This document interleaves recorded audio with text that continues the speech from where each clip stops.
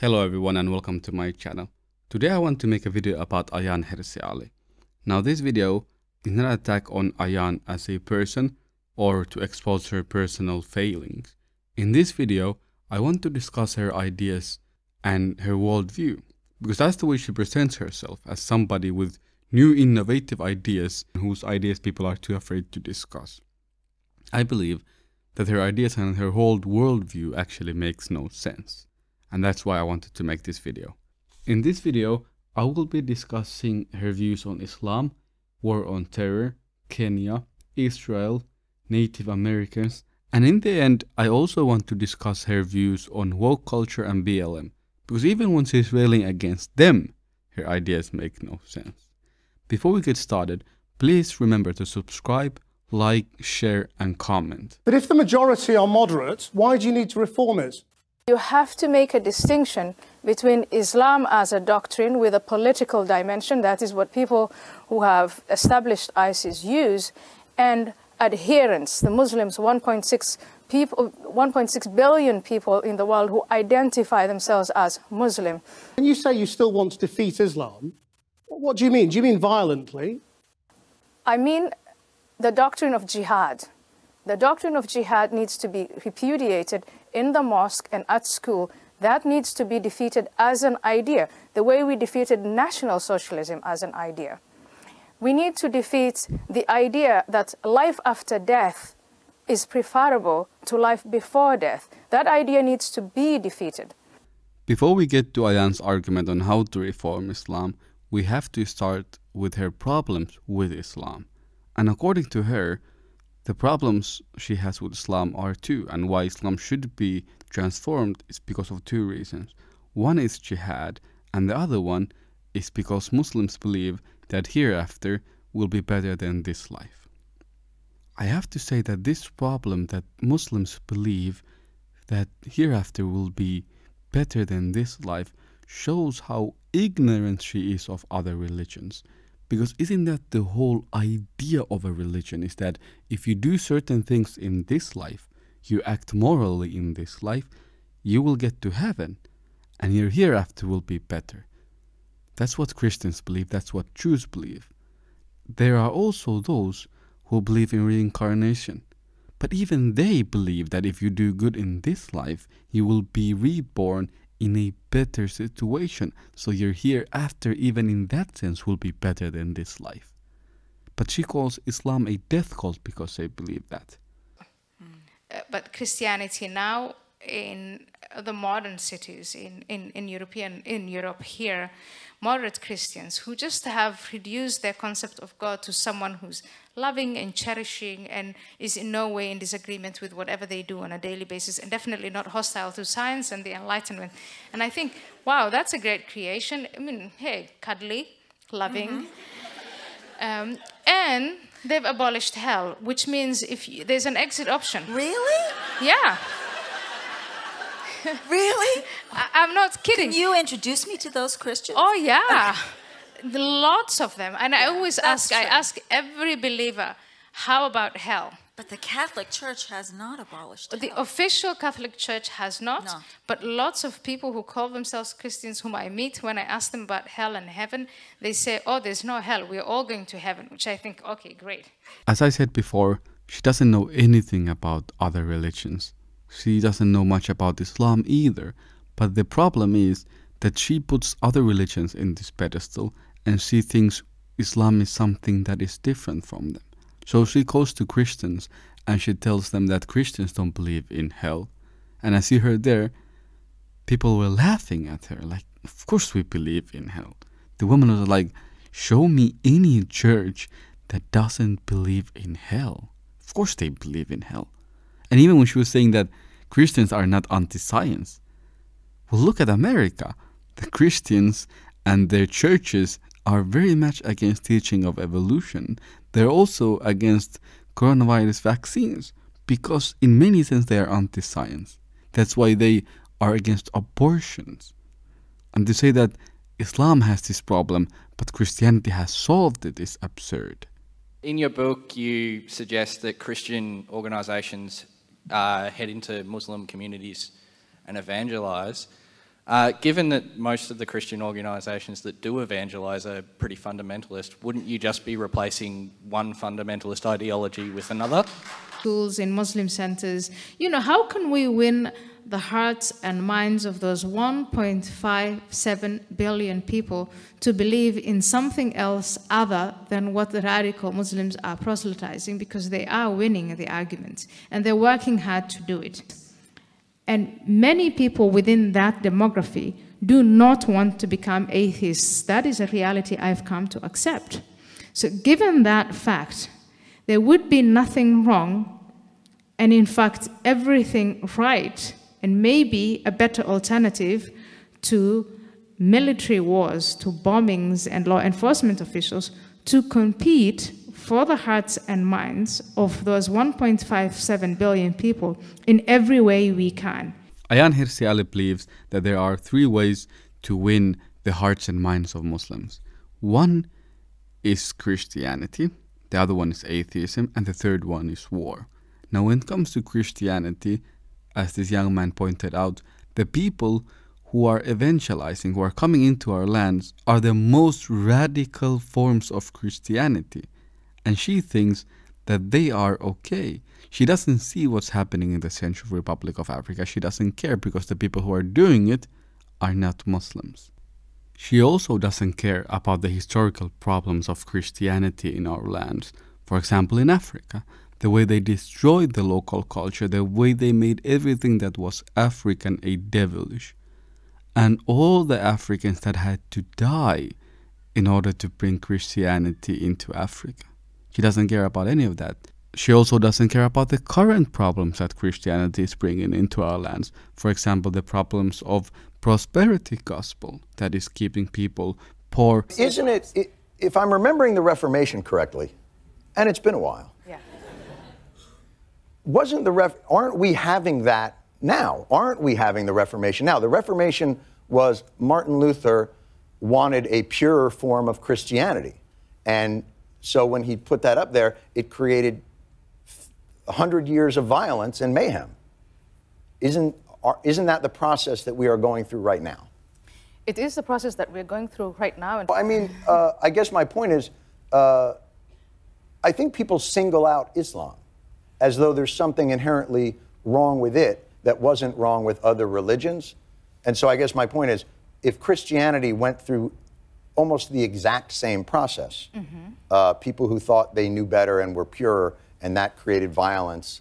And so why is, I get the sense that you think Islam is different than other religions. Well, I'm saying that Christianity went through that process of reformation and enlightenment and came to a place where the mass of Christians, at least in the Western world, have accepted tolerance in the secular state, the separation of church and state, respect for women, respect for gays. Right. Well, the Muslim world, well, yeah, but it's... And in Africa, I think there are still, Central African Republic still has Christian... Catholics who, in the name of Catholicism, despise and are homophobic. And the problem is that Ayaan Hirsi doesn't know what she's arguing for half of the time. She wants Islam to go through some sort of reformation that Christianity went through. And when Christians or people who come from the Christian world point out to her that Reformation was all about finding that pure form of Christianity because the established church was, according to the reformists, it was too compromised. They wanted to go back to Christianity in its most strict form. And that's what ISIS was about. So in a sense, ISIS was Reformation movement. But she doesn't understand these concepts. She just wants Muslims to leave Islam and become something else. And she's always trying to compare Islam to other people in a sense that makes absolutely no sense. And her comparisons are idiotic. Here, I want to quickly mention my biggest problem with Ayaan Hirsi Ali.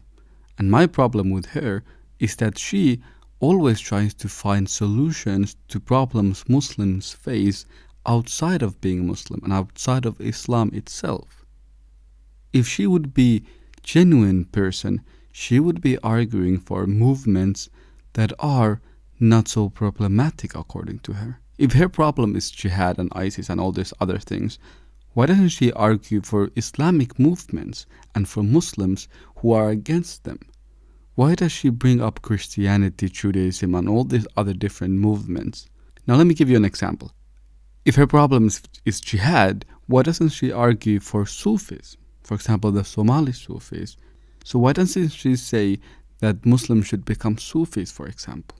That would be closer than saying that Muslims should become Christians, or Muslims should go through this reformation and change the whole concept of Islam itself, that Muslims should forget about the hereafter and they should just believe that there is this one life and there will be nothing after this life.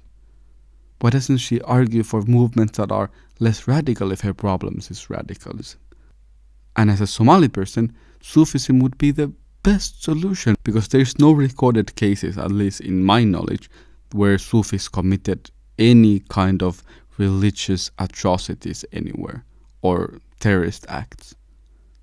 So why doesn't she argue for that? Why doesn't she argue for Islamic movements that are somehow closer to her beliefs? Now let's get to her other opinions and see if they make more sense. Ayaan, you've been very vocal in your support for Israel in this horrible conflict that they've been involved in the last several weeks. That seems to be quite unusual. I don't hear many people who are Muslim who are speaking out on behalf of Israel. Why? I support Israel primarily because it is not only a democratic and free government in that region where there is a lack of that, but Israel is based on a creed of life before death. And they are facing enemies that want to annihilate not only Israel, but eliminate all Jews. Today, Israel is an oasis of peace and economic prosperity in a turbulent region. Israel sticks out. Israeli leaders, many of them, have put an effort into maintaining a peace process with the Palestinians. Today, Israel has no peace. It has something else, a modest word called quiet. This video is not about the Israeli-Palestinian conflict. I just want to point out that Ayaan Hirsi Ali is absolutely okay with all the other religions and all the other people doing terrible things in the name of their religions. She just wants to hold Muslims accountable.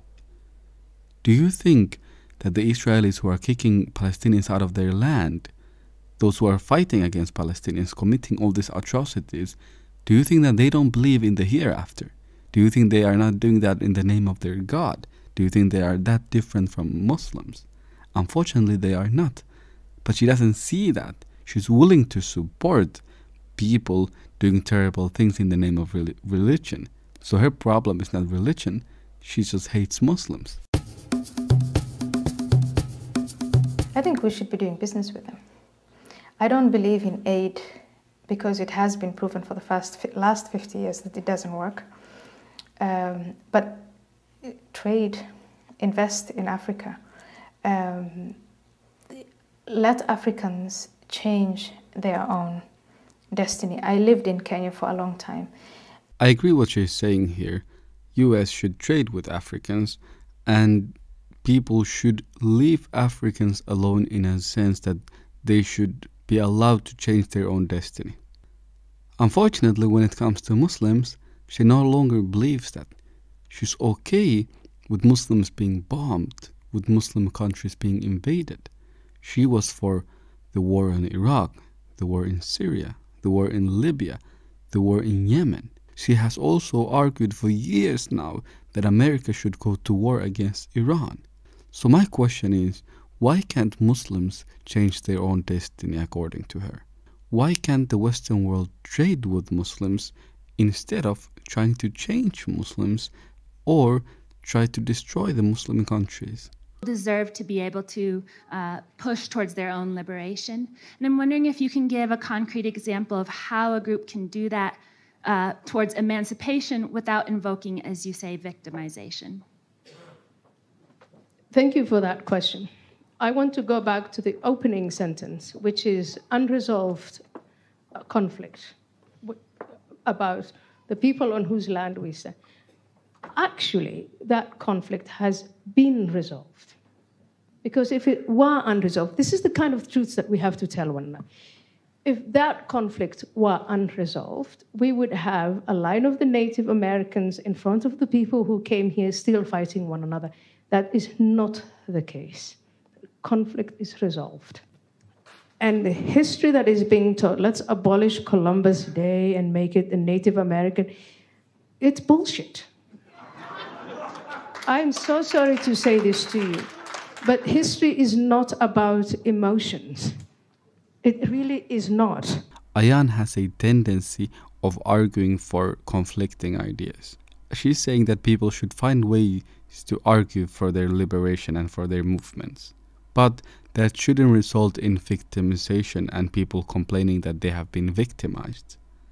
And when she's asked, for example, the Native Americans who are fighting for certain lands, what should they do? She answered, that conflict is already over. Native Americans lost the war, so they should just forget everything and we should celebrate the Columbus Day. But that's idiotic in itself. First of all, it's not resolved because there are still Native Americans around. Another thing is that really the only way to resolve a conflict, or is that the only thing that matters? ISIS conquered a lot of Iraq and Syria. Should the world just have been, you know what, they conquered that area, they won, so the conflict is resolved. Does might make everything right? Should oppressed people just forget everything that they have gone through and just be like, you know what, well, the conflict is resolved because there's a clear winner? So, Ayaan, you've joined a new group called the Foundation Against Intolerance and Racism. It has a wide variety of people from all sides of the political aisle. Mainly, they seem to be sort of from the classical liberal category. You know, people who wouldn't consider themselves Republicans in American politics, probably would vote Democrat overall if they were just aligning with a particular, governmental ideology, but who are rejecting the woke. It seems to me that this is the only possibility for saving the West is not on the right. The right believes what the right believes, and we I consider myself obviously a conservative. We who are openly conservative have long held out against the sort of predations of the radical woke left and the multicultural ethos they've been pushing. But there are a lot of folks who are liberal in the sense that they are sort of for bigger government. They want nationalized healthcare. They want higher taxes, more redistributionism, but also used to be defenders of individual rights. And that group seems to be splitting almost directly down the middle. There are some people who are liberal who are signing Harper's weekly letters and joining the Foundation Against Intolerance and Racism. And then there are other liberals who've decided to go along with the woke because the woke have many of the same political priorities they do.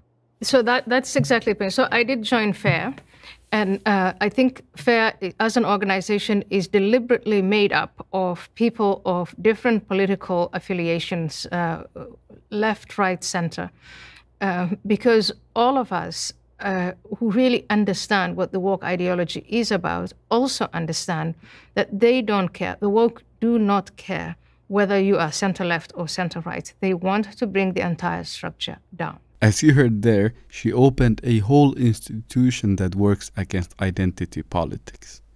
In my opinion, this is the funniest thing I have ever heard, because everything she does is identity politics. I am an ex-Muslim. I grew up in a Muslim country. You're saying because you are a Muslim, you know more about Islam than all these liberal people. You attack people like Ben Affleck. And you tell them that, you know what, I am an ex-Muslim. I grew up in a Muslim world. I know this thing that you don't know. But that's identity politics in itself. You've made all this money because of your identity. If you were a white woman, nobody would have ever listened to you in a sense that they listen to you now.